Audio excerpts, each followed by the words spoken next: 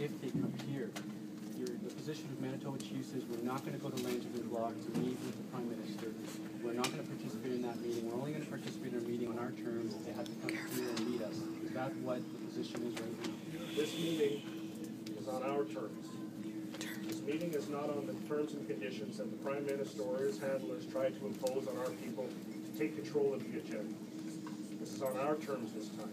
And as I said in my opening remarks, our doors are open. Our doors aren't closed and highly secured by men carrying weapons to block us from going in, just as you'd seen in early December.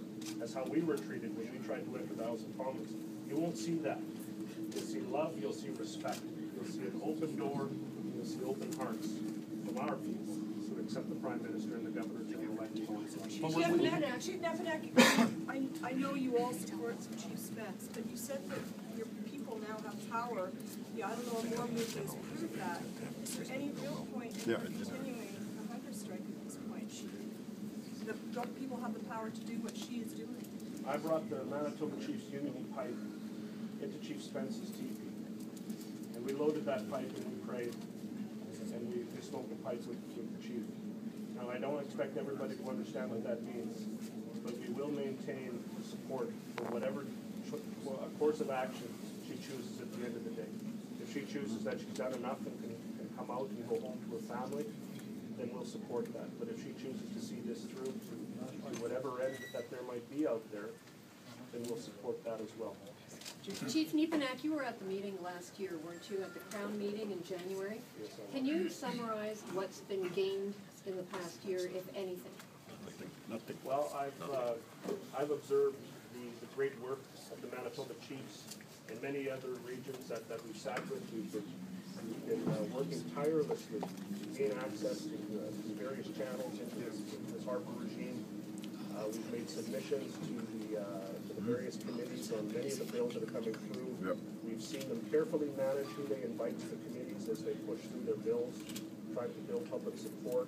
We've seen it very much acting as a populist government where the truth about our people is barred from entering the House of Commons. Now, we have seen commitments made by the Prime Minister. He said they're working messing around with the Indian Act, and as everyone has seen over the last year, there's been a number of bills that have passed. So how do we trust the words of this Prime Minister? But, you know, I'm not measuring our work and our progress based on how the government tells us how to live and how to react and how to respond. My observations are made based on the hard work of our people, not just our chiefs, but the people back home.